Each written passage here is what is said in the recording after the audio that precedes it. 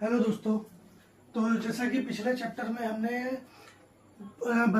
देखा था कि कैसे अंग्रेजों की शिक्षा नीति ने भारतीयों की जो शिक्षा पद्धति है उसको कितनी बुरी तरीके से हैम्पर किया, और हमने कुछ एक्ट्स के बारे में भी देख लिया था। तो आज हम आगे उस शिक्षा पद्धति के बारे में ही आगे बढ़ेंगे।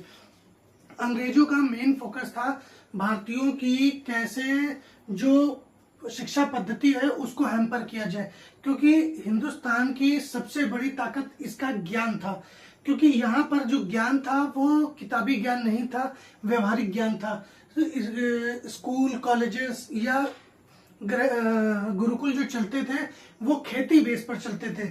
जैसे कुछ बच्चे होते हैं जो अपने माँ बाप के साथ खेती में काम करते हैं और दिन में खेतों में जाते हैं, पानी लगाते हैं, कटाई करते हैं। तो उनके लिए नाइट स्कूल की व्यवस्था की गई थी, या ऐसे समय पे स्कूल चलते थे जिस समय बच्चों को खेतों में जाने की जरूरत ना पड़े। इसीलिए खेती के कारण या घर के कामों के कारण बच्चों की शिक्षा व्यवस्था इतनी ज्यादा खराब नहीं थी। लेकिन शिक्षा व्यवस्था एक लिमिटेड थी। सभी व्यक्तियों को सभी प्रकार की शिक्षा व्यवस्था के बारे में या शिक्षा के बारे में अवगत नहीं कराया जाता था। कुछ बच्चे होते थे जिनको केवल पॉटरी सिखाई जाती थी, कुछ बच्चे होते थे जिनको संस्कृत सिखाई जाती थी जो एलीट क्लास के थे, और कुछ बच्चे थे जिनको नाचना, गाना, खेल कूद या युद्ध करना या शास्त्र पढ़ना, सबका अलग अलग कैटेगराइजेशन था। क्योंकि जाति आधारित समाज था, जातियों में बटा था, तो शिक्षा व्यवस्था भी जातियों के आधार पर ही, वर्ण व्यवस्था के आधार पर ही बांट के रखी गई थी। जैसे जो बच्चे किसानों के थे या मजदूरों के थे या ऐसे वर्ग से आते थे जिनको इलीट लैंग्वेज सीखने की या शास्त्र पढ़ने की आज्ञा नहीं थी, तो उनको ऐसे ज्ञान दिया जाता था जिससे वो अपना गुजारा कर सके और समाज में आगे बढ़ सके। जैसे पॉटरी सिखा देना, खेती में नए नए बीजों का तकनीक का प्रयोग करना। लेकिन अंग्रेजों को समझ में आया कि भारत की जो तरक्की है वो इसकी शिक्षा व्यवस्था पर बहुत ज्यादा डिपेंड है। तो उन्होंने क्या किया कि उन्होंने स्कूल का एक पर्टिकुलर टाइम रख दिया कि सुबह 7 से 2 बजे तक ही स्कूल चलेगा। तो जो बच्चे खेतों में जाते थे वो ऑलरेडी बाहर हो गए, क्योंकि भारत ऑलरेडी ऐसे समय में था जब भारत की ज्यादातर जो धन दौलत थी वो बाहर जा रही थी। उन्होंने नई शिक्षा नीति का अनुसरण किया। अब भारत की उस समय शिक्षा जो नीति थी वो थोड़ी सी जर्जर हो चुकी थी, क्योंकि नई नई तकनीकों और रिसर्च एंड डेवलपमेंट पर राजाओं ने पैसा खर्चा नहीं किया था।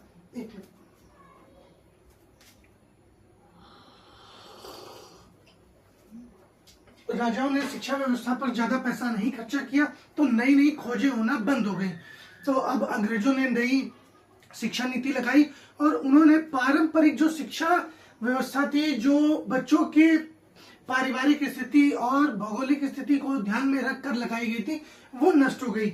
अब आप समझ सकते हैं कि जो सेक्स एजुकेशन है वो उसी समय में भारत में हटाई गई थी। उन्होंने क्या किया कि देखा कि भारतीय सभी प्रकार की जो एजुकेशन को बहुत ज्यादा ही प्रमोट करते हैं। आज जैसे लोग सेक्स को लेके थोड़ा सा विचलित हो जाते हैं, जैसे आप किसी के सामने सेक्स वर्ड का इस्तेमाल करेंगे तो वो थोड़ा सा अनकंफर्टेबल फील करेगा, लेकिन ऐसा नहीं है। उस समय क्या था, ये भी एक एजुकेशन सिस्टम का भाग था। वरना अजंता एलोरा की जो गुफाएं हैं, जैसा आप सभी जानते हैं, और महर्षि वात्स्यायन द्वारा रचित काम शास्त्र को 5वां वेद का दर्जा दिया गया है। क्यों दिया गया है? अब इसी पे कुछ बहुत ही बुद्धिमान लोगों ने आपत्ति भी जताई है, लेकिन यहीं पर हिंदुस्तान मात खा गया, क्योंकि जो चीज साइंटिफिक, विज्ञान या तकनीकी के आधार पर बनाया गया था समाज को एजुकेट करने के लिए, उसको लज्जा का विषय बना लिया गया। उस पर बात करना मतलब माता पिता बच्चों से बात नहीं कर सकते हैं। बच्चे क्या करते हैं, ये सारी चीजें सीखते हैं इंटरनेट से, तो आधा सीखा और आधे में आगे बढ़ गए। तो बच्चों के मन में तरह तरह के सवाल रहते हैं जो वो अपने माँ बाप से, गुरुओं से, इवन आजकल अब तो थोड़ा सा समाज में परिवर्तन आया है, तो गुरु भी बच्चों को इस बारे में ज्यादा जानकारी नहीं देना चाहते थे। जैसे मेरे समय में भी एक बायोलॉजी में चैप्टर होता था रिप्रोडक्टिव ऑर्गन्स या प्री रिप्रोडक्शन, उसके बारे में भी बहुत ज्यादा डिटेल में हमें नहीं पढ़ाया जाता था। तो सभी की तरह हमने भी वो चीजें धीरे धीरे इंटरनेट से या इधर उधर से मित्रों से दोस्तों से ही सुनकर देखी है। लेकिन अब क्या है, गवर्नमेंट इसको बहुत ज्यादा ही प्रमोट करती है ताकि बच्चों को मनुष्य के जननांगों के बारे में या अपने ही शरीर के बारे में पता होना चाहिए। लड़कियों का ज्यादातर शोषण क्यों होता है? क्योंकि उनको गुड टच और बैड टच के बारे में ही नहीं पता है, या वो अपने परिवार वालों से इस बारे में बात करने से डरती है। 99.9% वीमेंस ऐसी हैं जिन्होंने अपने जीवन काल में कभी ना कभी हैरासमेंट फील किया होगा या झेला होगा, और 99.9% मैं बोल सकता हूं कि उनमें से बहुत सारी, मतलब 99% का 99.9% लेडीज ने कभी ये बात किसी से शेयर नहीं की होगी। क्यों? क्योंकि उनको एक लज्जा या शर्मिंदगी, या घर वाले क्या सोचेंगे, समाज क्या सोचेगा, इसीलिए हिंदुस्तान में बहुत सारे केसेस ऐसे रजिस्टर ही नहीं होते। ये कमी है भारत के एजुकेशन सिस्टम की, जो देन है अंग्रेजों की। उन्होंने 1833 में नई शिक्षा नीति, लॉर्ड मैकाले या उस समय लॉ कमिश्नर थे, लॉ कमिश्नर बन के आए थे, उन्होंने लागू करी और धीरे धीरे भारत के एजुकेशन सिस्टम को परिवर्तित करना स्टार्ट कर दिया। अब एजुकेशन के कारण भारत गरीबों के लगभग सभी बच्चे बाहर हो गए। अब इस एजुकेशन का फायदा सबसे लिया इलीट वर्ग ने, जमींदारों ने लिया, क्योंकि वो स्कूल के टाइमिंग फॉलो कर सकते थे, उनके पास प्रॉपर संसाधन थे।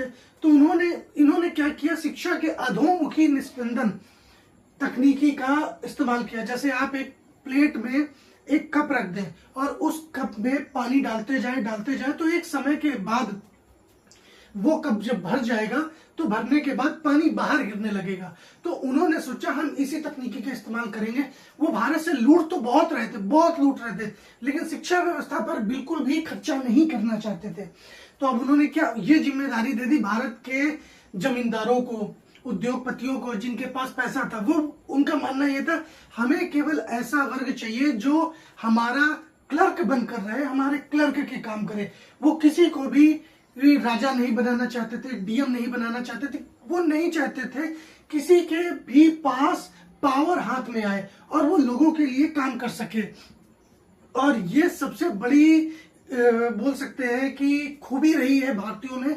जब भी समय बुरा आया है, हमने आपसी रंजिशें या आपसी जो मतभेद है उनको दूर करके या उनको भुला के आगे बढ़े हैं और समाज को एकजुट करने की कोशिश की है। ऐसे ही समय में उद्भव होता है भारत के सबसे महानतम, मेरे हिसाब से, आपके हिसाब से कुछ और हो सकता होगा, मेरे हिसाब से जो भारत के सबसे महानतम विचारकों में से एक, राजा राम मोहन राय, रामकृष्ण परमहंस, स्वामी विवेकानंद, दयानंद सरस्वती, और भी बहुत हैं। अगर मैं किसी का नाम लेना भूल गया हूं और किसी को बुरा लगे तो उसके लिए मैं क्षमा प्रार्थी हूं। ऐसे लोगों ने क्या किया, शिक्षा ग्रहण करी, जागे पश्चिम के जो साइंटिफिक अप्रोच है, तर्कवाद है, उसकी तरफ आगे बढ़े। और उन्होंने समझा कि भारत की जो संस्कृति है उसमें कुछ कमियां रह गई हैं। वो कमियां क्या थी कि ये जर्जर हो गई है, ये बदलना नहीं चाहती है। भारत की संस्कृति की सबसे जो अच्छी बात थी, ये समय के साथ परिवर्तित होती रही। जैसा ही समय के साथ नए नए विचारों को अपने अंदर लिया। अब जैसे आप सभी को पता होगा, जब नए विचारों का पश्चिम में प्रादुर्भाव हुआ था तो सोक्रेट्स, आप सभी ने सोक्रेट्स का नाम सुना होगा। सोक्रेट्स को विष का प्याला पीना पड़ा था। क्यों? क्योंकि उसने तत्कालीन समय, मतलब जैसे विचारधारा यूरोप में चल रही थी उसके अगेंस्ट में जाके एक विचारधारा प्रस्तुत करी तो वहां का जो बुद्धिजीवी वर्ग था, राजा वर्ग था, उन्होंने सोक्रेट्स को बोला या तो आप अपनी बात से वापस आइए या फिर ये जहर का प्याला पीजिए। सोक्रेट्स ने अपनी बात वापस नहीं ली और जहर का प्याला पी लिया। उसी का शिष्य सोक्रेट्स, प्लेटो और अरिस्टोटल, सबकी अपनी अपनी विचारधारा थी। लेकिन हिंदुस्तान में ऐसा नहीं था। भारतीय संस्कृति ने हमेशा से नई नई विचारधाराओं को अपने अंदर समन्वित किया है। क्या यहाँ पर गौतम बुद्ध को जहर का प्याला पीना पड़ा था? नहीं। उस समय ना मुसलमान धर्म था, ना मुसलमान थे, ना ईसाई थे, ना जैन थे। फिर भी भारत में जो वैचारिक मतभेद उत्पन्न हुआ, उसने बुद्धिज्म के या गौतम बुद्ध के विचारों को ग्रहण किया और नई नई मानवता को सपोर्ट करने वाली विचारधाराओं का जन्म हुआ, उपनिषदों का जन्म हुआ, पुराणों का जन्म हुआ। उन्होंने गौतम बुद्ध के विचारों को हिंदू धर्म में समन्वित किया और बहुत सारे ऐसे तर्क हैं या विचार हैं जो गौतम बुद्ध से प्रेरित है। इवन आप ये भी समझ सकते हैं कि उन्होंने गौतम बुद्ध को भगवान विष्णु का 9वां अवतार तक माना है। 10वां अवतार आप सभी को पता है, भगवान कली के रूप में आएंगे।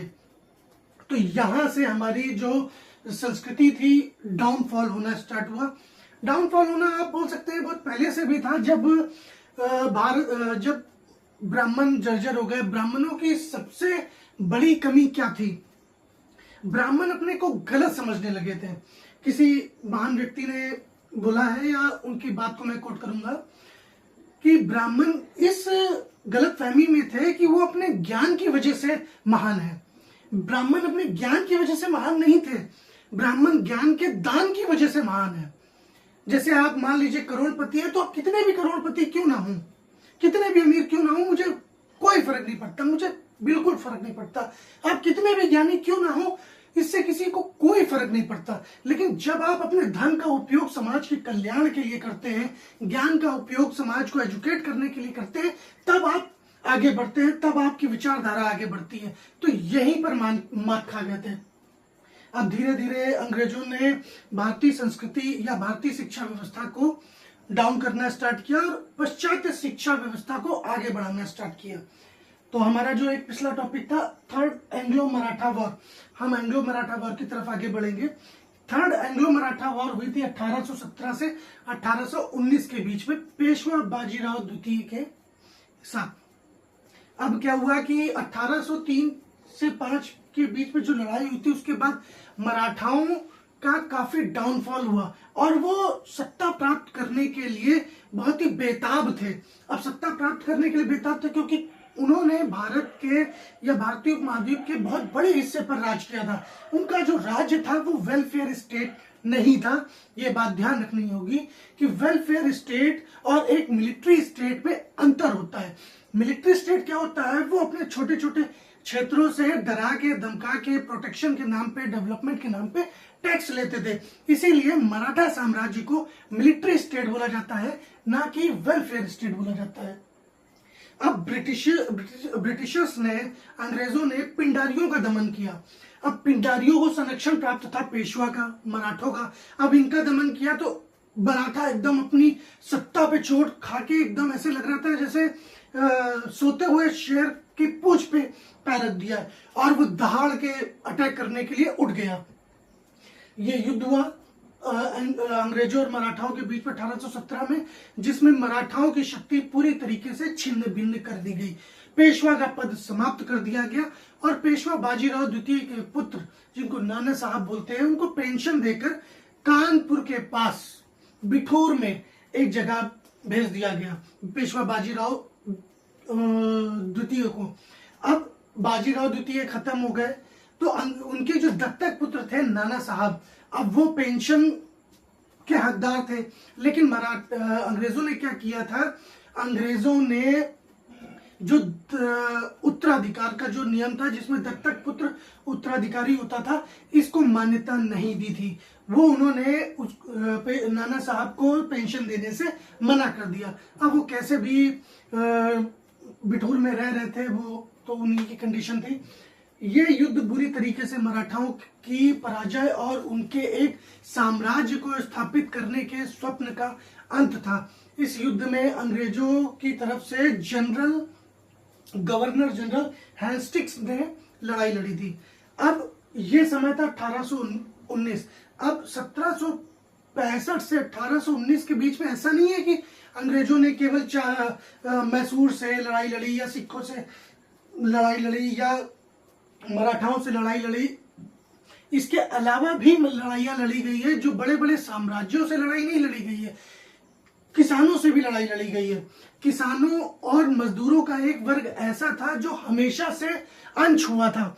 चाहे भारत पर शासन किसी ने भी किया हो, मुगलों ने किया हो या मराठाओं ने किया हो या गुप्ताओं ने किया हो, किसी का भी शासन रहा हो, क्योंकि सबसे ज्यादा टैक्स जो आता था, जो कर आता था, वो किसानों और मजदूरों से आता था। तो इनकी तरफ खास ध्यान रखा जाता था कि इनको किसी भी तरह जीवित रखा जाए, क्योंकि जो भी आता था वो यहीं सेटल हो जाता था। अब यहीं सेटल हो जाएगा तो उसको यही डेवलपमेंट करना पड़ेगा। लेकिन अंग्रेज कभी भी यहां सेटल नहीं हुए, तो उन्होंने उनको किसी से फर्क नहीं पड़ा कि किसान जी रहा है, मर रहा है, मजदूर जिंदा है, खाना खाया नहीं खाया, कोई मतलब नहीं है। किसी के घर में रोटी पकी है कि नहीं पकी है, उनको कोई मतलब नहीं। उन्होंने क्या किया, केवल टैक्स लिया। इसी के कारण कई बार आदिवासी विद्रोह हुए, मजदूरों के विद्रोह हुए, किसानों के विद्रोह हुए। इसमें अलग अलग विद्रोह अलग अलग समय पर हुए थे, जो जिनके बारे में थोड़ा थोड़ा मैं बताता जाऊंगा। जैसे रंगपुर में विद्रोह हुआ, नरकिलबेरिया में विद्रोह हुआ 1782 में। तो 1782 का जो बंगाल का नरकिलबेरिया का जो विद्रोह था, ये इजारेदारी सिस्टम के अगेंस्ट में था। इसको इजारेदारी सिस्टम के अगेंस्ट में विद्रोह क्यों बोलते हैं, क्योंकि उस समय बंगाल में इजारेदारी प्रथा लागू की गई थी। बंगाल का जो हिंदू समाज था वो समृद्ध था। इजारेदार कौन थे, वहां के सामंत थे।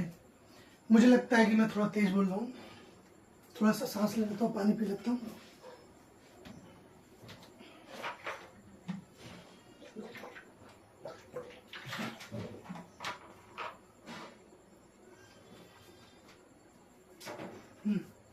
तो इजारेदार जो थे वहां के सामंत थे और साहूकार थे।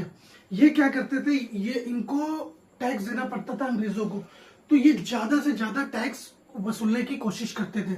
अब क्या है कि अब इनको टैक्स तो देना ही देना है, तो इन्होंने मुसलमानों के दाढ़ी रखने पर, बियर्ड रखने पर एक टैक्स लगा दिया।